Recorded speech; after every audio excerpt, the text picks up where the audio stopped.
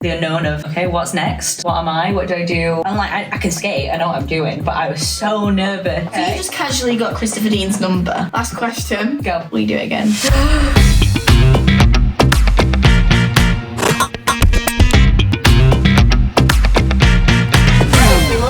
Another video. If you're new, my name is Joanna Wilson. Today I'm joined by the beautiful Olivia Smart. This is part 2 of chats that we've just done. Yeah. But we've had a regroup and we're going again. Live story and we're going for round 2. We're going a little bit more lighthearted with this chat today. Yes. If people don't know who you are, will you just give them a 10-second summary of Olivia? I'm Olivia Smart. I'm a professional ice dancer. I'm born, bred in the UK, represented Spain at the Olympics. I skated with Niall Wilson on Dancing on Ice, and that's why I'm sat with Jay today. Yeah!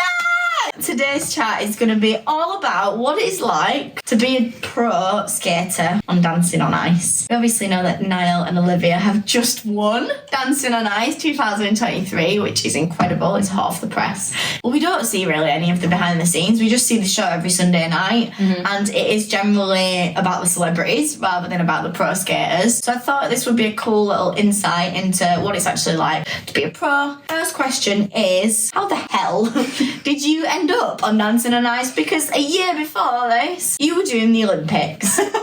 Full turnaround, wasn't it? It was last year. It was last year. The Olympics was last year. This time last year, I just finished the Olympics. Yeah. Right, and then you did the Worlds in end of March. Okay. Yeah. 6 months later, you're on a mainstream TV show in England. How? Unfortunately, I was left at the end of my career at the end of my season last year partnerless. No clue that was going to happen. So, I got left with the unknown of, okay, what's next? What am I? What do I do? Yeah, because when you're a partner ice dancer, yeah, is that the right phrase? That's it. I know this sounds a bit stupid, but you need a partner. You couldn't just go, wow, I'm going to just do it on my own now. I had a lot of people ask me that though. Partner says, went to the Olympics, tick. Smashed the World Championships, tick.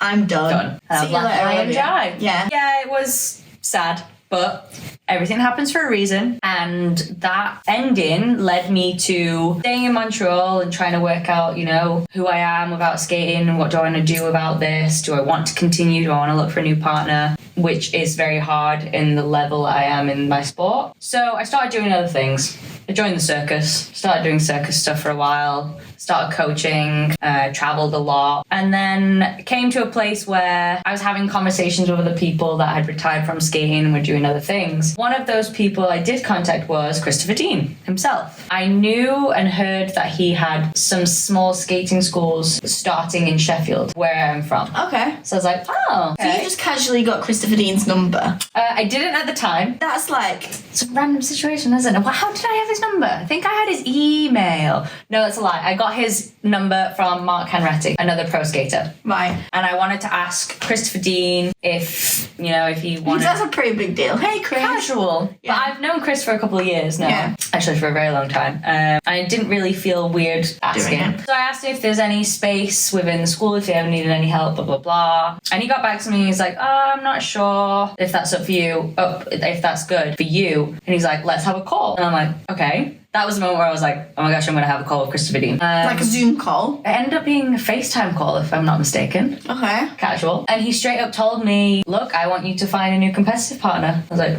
wait, what? He's like, I think you should have as many tryouts as possible, find another partner to continue competing with. He's like, I gobsmacked that me and my old partner had split. And he'd retired. He almost seemed offended by it. Okay, but it's not my fault. And I'm like, okay, I love where you're coming from, but there's not that many guys and men for me to skate with. Do you want to skate with me, Christopher Dean? I know. Do you want to come out of retirement? He could. So that was also a massive honor for him to say that to me. But at the same time, I was like, okay, but my hands are tied. There's no men for me to skate with. So I ended up talking to him a little bit more about that, and then just being like, okay, well, we'll see what happens. And then I think it was a couple of weeks later, I was talking to Mark Henretti, who I've known since I was a baby at Ice Sheffield. Really close with him. Was talking to him about career options, what I was doing. And then he put the name Dancing on Ice in my head and said, look, there may be some openings on Dancing on Ice next series. We're not sure yet. It's not confirmed. But if there is, would it be something you're interested in? And I remember just being like, I don't know. Maybe. What's it like? Tell me more about it. And this man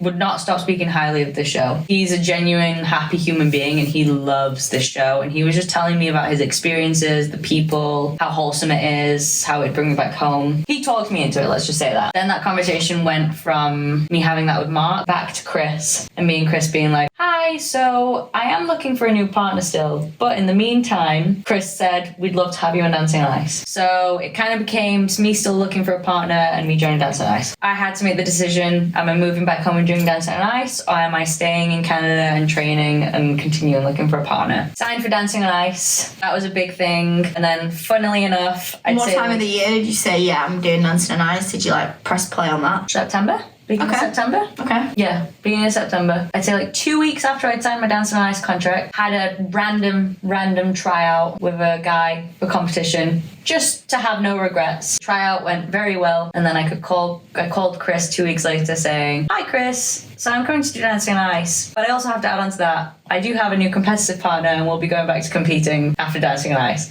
So best of both worlds. Yeah. And he was very happy about that. So that's how that all started. What's it like being a pro and Dancing on Ice in a nutshell? In a nutshell, oh my gosh, it's so wholesome. It's so wholesome. In a nutshell, you're a figure skating coach, you're a mental coach. I don't want to say assistant, but you take care of people, take care of your partner, and you just gotta genuinely be like an amazing friend and family member within this team that we have at Dancing on Ice. It's a wholesome experience just because you are literally watching somebody learn how to skate from scratch where they are now. It's like watching a baby take their first steps, or at least that's what I got from it. I feel like even if I would have watched, I don't know, Joey Essex or John Fashanu take first steps on the ice, I would have started crying. I did that with Niall. It's a challenging job though as well, because you are, like I said, skating coach, mental coach, all the above. You have to guide people in skating, but also you're putting them on live TV on a competition show every Sunday. I get nervous. So imagine somebody that's not used to that. And I did have an advantage with Niall because he's been in competition, he's been centre stage for a lot of his life. Yeah. Some people in the show that have not done that, like that were not used to being centre stage. There's one thing that gets me as well about the Dancing on Ice pros, because I mean I kept saying it throughout the competition and I felt really stupid saying it, is like, you're on ice. So I'm like, whoever's performing, obviously I was papping myself for Niall's performance and it's live TV, but like genuinely whoever is out there on that ice, anything is like, you're on ice. Anything. It's like on Strictly you can be a shit dancer and that's kind of, you're just a shit dancer, but like no matter how good or not good or anything you are in the show, you're on ice. Yeah. So you can fall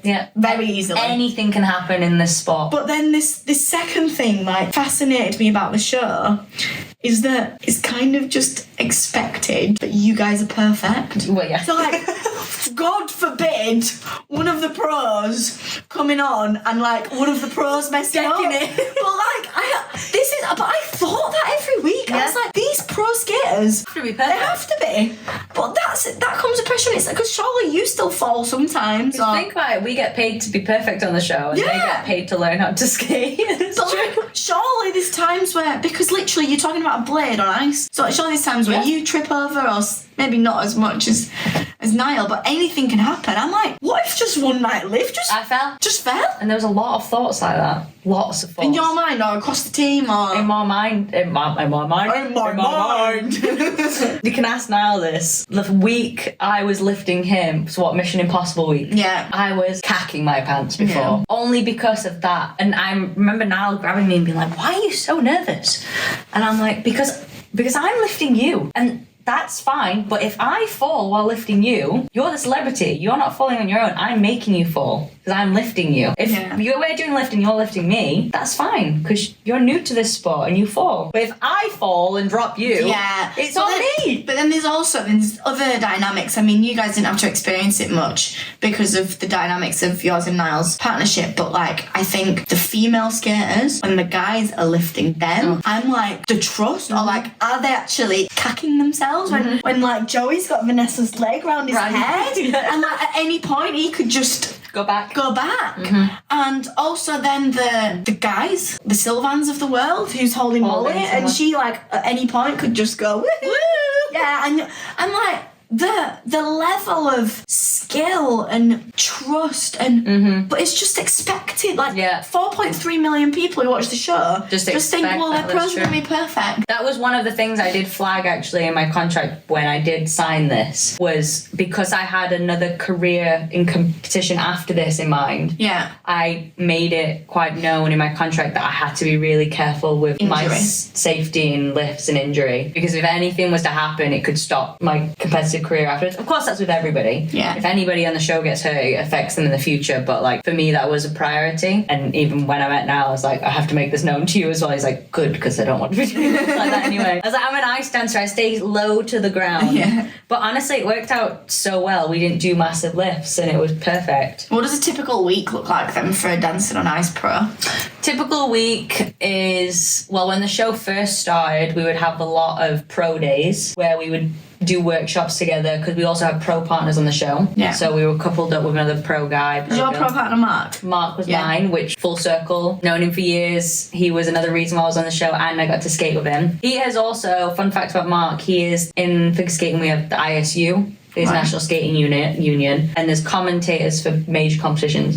Mark is the main commentator for the European, Worlds, everything in figure skating. Yeah, so you commentated like your dances? For the past 2 years, he's been commentating on us. Wow. And now I'm skating with him on Dancing on Ice. A typical week, we would do a lot of pro days pre-Christmas, just to workshop things, tricks, what we would add into the pro numbers, because of course we haven't skated with this other person as well. So that was busy before Christmas. And then once the show started, it was busy weeks, because we had like the opening numbers, the voting window numbers. We would do a lot of pro extra stuff around it. Alongside the training we would do with our celebrity, we would spend 4 hours a day doing pro numbers. Wow. And the work that goes into these numbers and the choreographers of the show, it's unreal. And imagine you're choreographing not just a number for 2 people, you're choreographing a number for 8, 9, 10, 11, I don't know how many there is. This many pros, and make it entertaining and good for TV. Like, it's insane what they do. So when the show started, I'll be like, what time's your call time? And I'm like, 7 a.m. What's yours? And he's like, 1? Why is yours so early? Because we would have to go in earlier for rehearsals, to do the pro numbers. Some days we would pre-record some of the pro numbers that you would see on the Sundays, whether that be the opener or the opening window, the voting window. We would go in early to get hair and makeup done, and then we would pre-record it, and then we would go into another makeup, and then do the rest of our day with a celebrity.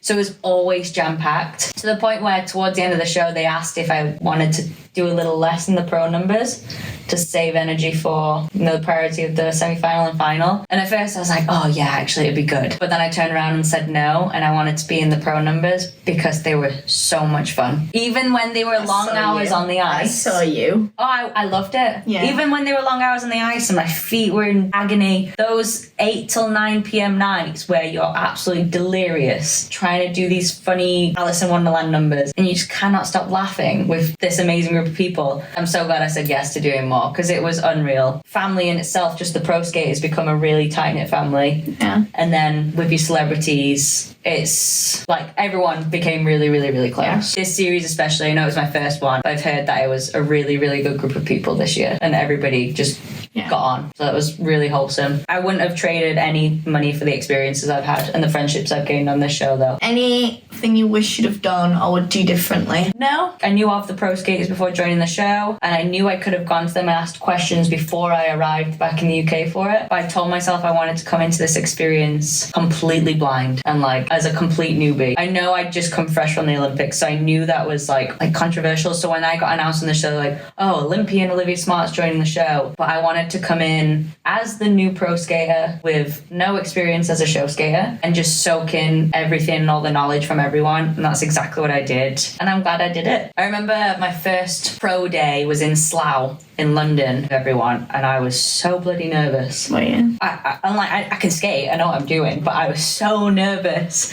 And I remember we did this like little choreography part, and I did something and I was doing it too big, and Dan just said in front of the whole group, he's like, when we do that part, can we just do it a little bit less Olympic? And I was like, oh my god. But it was humorous, it was funny, and honestly it was a moment where I was like, oh, okay, we can make jokes, we can laugh here. Because I was on edge. I didn't know anyone. I know people had know, and I'd just come from that, but I just wanted to be like them and just soak it all in from their knowledge and what they know. Because I didn't know anything. I didn't know how to find a red light on a camera and look at it. I just knew how to technically do stuff. I wouldn't change a thing. Everything down to the pro skaters on it, the friends I've made, the coaches, choreographers, production, partner I got, Niall on the show. Like, I had a very amazing first year on Dancing on Ice. And I wouldn't change a thing.